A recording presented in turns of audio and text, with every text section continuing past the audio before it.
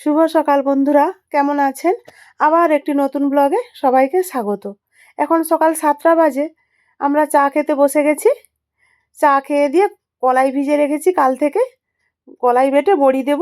বড়ি দিয়ে এসে মেদিনীপুর যাব ডাক্তার দেখাতে। যাচ্ছি যখন ছেলের কাজ হয়েই যাব, ছেলের জন্য একটু খাবার নিয়ে যাব। চলুন বন্ধুরা। ডাক্তার দেখাতে যাব মেদিনীপুর, তাই ছেলে বলল মা আমার জন্য একটু রাতের খাবার করে নিয়ে আসবে। তাই তো কাল রাতেও ফোন করেছিল। আমি মটর ভিজিয়ে রাখছিলাম, মটর সেদ্ধ করে একটু ঘুগনি করে নিয়ে যাব আর গোটা লুচি করে নিয়ে যাব। আর ওদিকে যে ভাত বসানো হয়েছে, আমি একটু ভাত খেয়ে দিয়ে যাব। 12টা সাড়ে 12টার দিকে বেরাবো আর কি।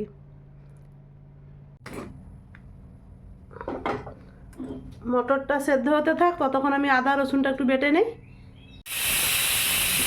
মটরটা সিদ্ধ হয়ে গেছে, এবার নামিয়ে নেই।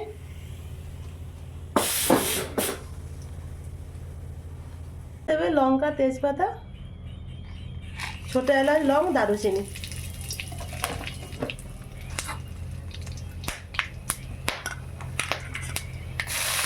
পেঁয়াজটা দিয়ে দিলাম।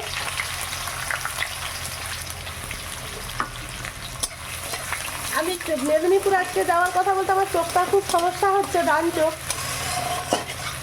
চোখটা খুব অসুবিধা হচ্ছে। চোখের ডাক্তারের কাছে যাবো ওই মেদিনীপুরে, সামন্ত আই কেয়ারে অপূর্ব সামন্তবাবুকে দেখাই। আর যাবো শুনতেই আমার ছেলে বললো মা তুমি যখন আসবে আমার জন্য একটু লুচি ঘুগনি করে নিয়ে আসবে না। আর আমাকে একটু ঠান্ডাও লেগেছে, কথাগুলো ভার। তাই ভাবলাম যাচ্ছি যখন ছেলেটার জন্য তো একটু নিয়ে যাই। সব টিফিন গাড়িতে করে একটু লুচি ঘুগনি করে নিয়ে গেলে যেতে যেতে আমাদের 1টা বেজে যাবে, ও রাতে খাবে। আর দুপুরবেলা হোম ডেলিভারি। একজনের মিল, সে তার বন্ধু, সে বাড়ি চলে গেছে, তার মিলটা ও নিয়ে নেবে। আজকে তো রবিবার, দুপুরবেলা চিকেন আর ভাত দিবে। দুপুরেরটা খেয়ে নেবে, রাতেরটা বলছে মা তুমি খাবার করে নিয়ে আসো, রাতে আর কোথাও যাবো না। পরীক্ষার সময় বাইরে খেতে যেতেও একটু অসুবিধা হয়, পড়ার সময়টা নষ্ট হয়ে যায়। ওই জন্য বলছে তুমি খাবারটা নিয়ে আসলে তাহলে আমি সেই সময়টা পড়তে পারবো আর কি। আর ঠান্ডাটাও প্রচুর পড়েছে। বাইরে যে রাত 9টার সময় খেতে যাবে, বাইরে বেরিয়ে প্রচুর ঠান্ডা। আজকে অনেক সকালে ঘুম থেকে উঠেছি।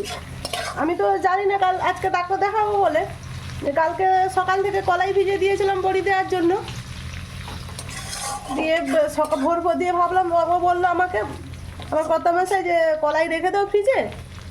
আমি বলবো না, ভোর উঠে যদি কলাইটা বেটে দিতে পারি। তাই খুব সকাল ঘুম থেকে উঠে আগে দিদিমণি চা করলো, খেয়ে দিয়ে কলাই বেটে আগে বড়িটা দিয়ে দিয়েছি। বড়ি দিয়ে তারপর এদিকে লুচি ঘুগনি করবো এসছি। আর ভাতও বসানো হয়ে গেছে। আর নকুল মাছ নিয়ে এসেছিলো, একটু খয়রা মাছ নিয়েছি। মাছটা ভাজবো, একটু সুজনি শাক দিদিমণি বাড়ি থেকে তুলে নিয়ে এসছে, সুজনি শাকের ভাজা আর একটু মাছ ভাজা দিয়ে ভাত খেয়ে বেরিয়ে যাবো। মানে অনেকটাই বেলা হয়ে যাবে, যেত তো ঘর থেকে ভাত খেয়ে যাওয়াটাই ভালো। সকাল থেকে প্রচুর কাজের চাপ, সব কাজ সেরে গুছিয়ে ছেলের জন্য খাবার গুছিয়ে তবে যেতে পারবো। ডাক্তারবাবু সময় দিয়েছিলেন 11টায়, কিন্তু আমার ওখানে যেতেই তো 1টা বেজে যাবে, 1টা 1:30। ডাক্তারবাবু 3:30 অবধি রুগী দেখেন। ওই লাস্টে দেখাবো, নাম লেখানো আছে, বলবো যে আমার আসতে একটু দেরি হয়ে গেছে। আদা রসুনের বাটাটা দিয়ে দিলাম।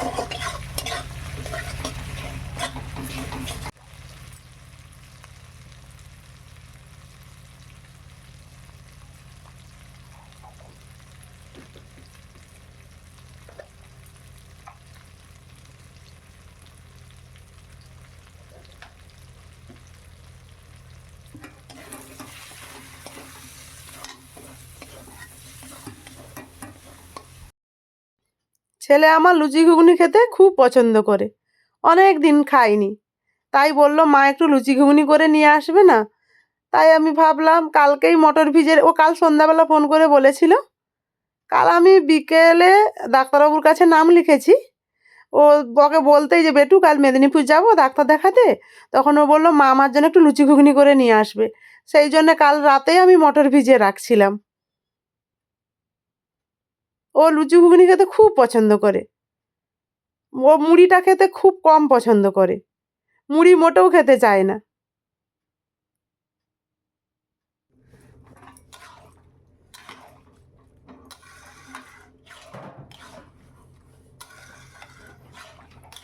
শীতের দিনে ধনেপাতা দিয়ে মাখো মাখো করে ঘুগনি রান্না করলে খেতে দারুণ লাগে।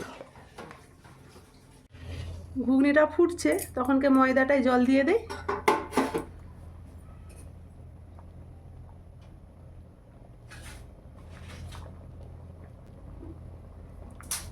আমি একটু ময়দাটায় জল দেওয়ার জন্য গরম জল করছি, শীতকাল তো, শীতকাল বলে নয়, আমি 12 মাসই ময়দায় জল দেওয়ার সময় আমি একটু গরম জল দিই। শীতকালে গরম জলটা একটু গরমটা বেশি পরিমাণে দিই, আর গরমকালে হাফ শোয়া গরম জল, আর শীতকালে একটু বেশি গরম দিই। চিনিটা একটু মাখিয়ে নিলাম, জলের সঙ্গে গুলিয়ে নিলাম।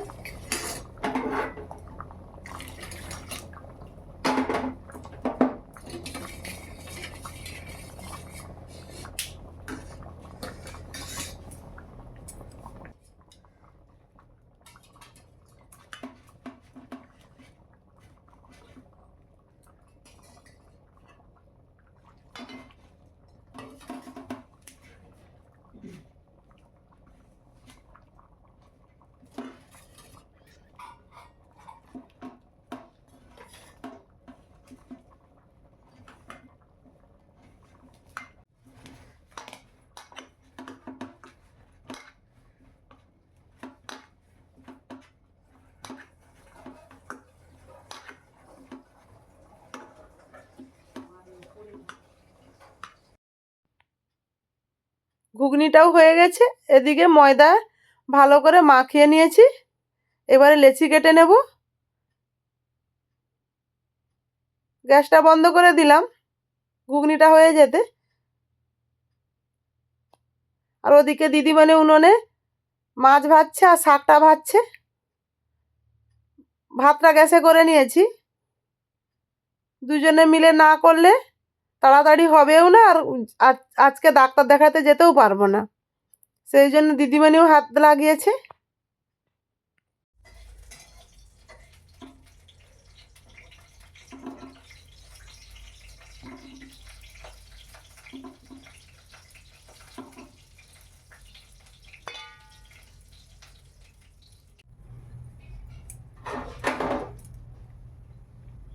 আমার লেচি করে বেলা হয়ে গেছে, এবার লুচিগুলো ভেজে নেই।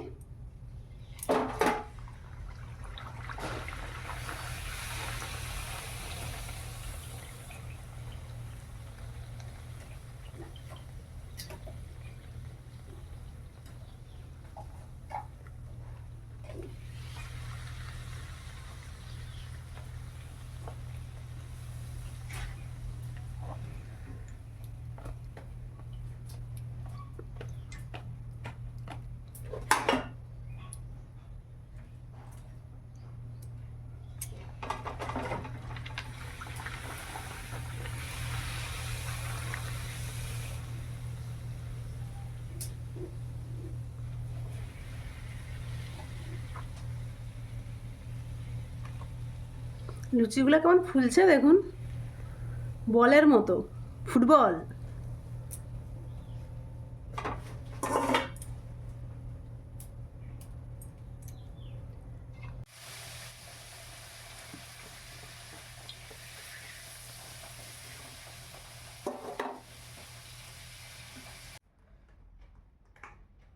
লুচি, ঘুগনি, ভাত সব গুছিয়ে নিয়েছি। আমি ভাতও খেয়ে নিয়েছি, মাছ ভাজা শাক ভাজা দিয়ে। এইবার শুধু বেরাবো আর যাবো।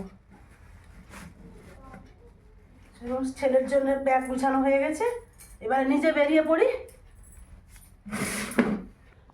যাচ্ছি দিদিমণি, কুকুরের মতো হাঁপাচ্ছি তো, ছুটে দাওড়া করে কাজ গুছানো। তারা বেটুর কাছে খাবার পৌঁছে দিয়ে আবার ডাক্তারের কাছে যাওয়া। কি হয়েছে বুঝতে পারছি না, সব গাড়ি জ্যাম। অ্যাক্সিডেন্ট হয়েছে না অন্য কোনো সমস্যা, কিছুই তো বুঝতে পারছি না। মিছিলের জন্য জন্যে এত সব হচ্ছে, রাস্তা জ্যাম।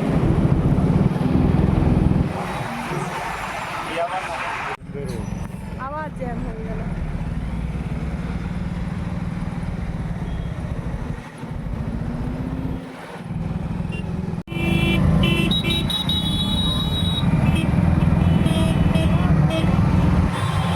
আজ আর ডাক্তার দেখাতে পারবো বলে মনে হচ্ছে না, এই মিছিল ঠেলে যেতে।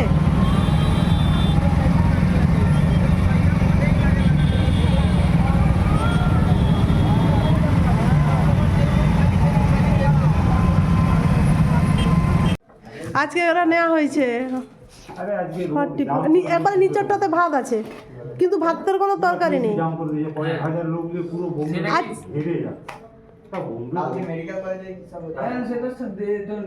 ডাক্তারবাবুর চেম্বারে চলে এসেছি, এখন 1:30 বাজে। এটা কি আমার প্রেসক্রিপশন আগের? আর কোনো আছে নাকি? না, এইটাই। হ্যাঁ, ওইটাই। আচ্ছা আচ্ছা।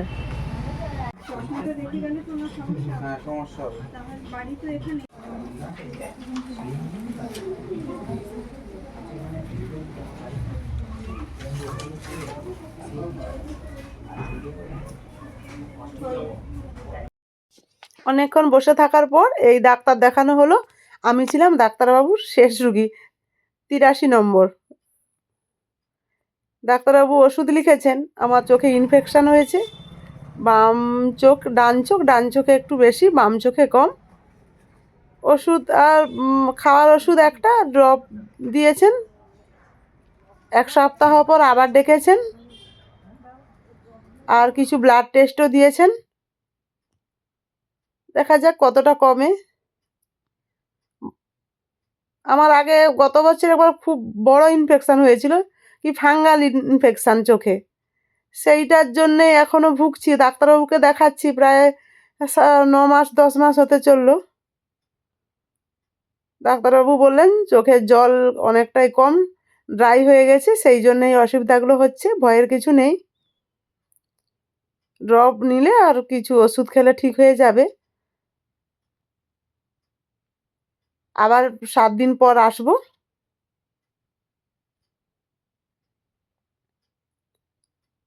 চলুন বন্ধুরা, সারাদিনের পর এবারে বাড়ি ফিরবো।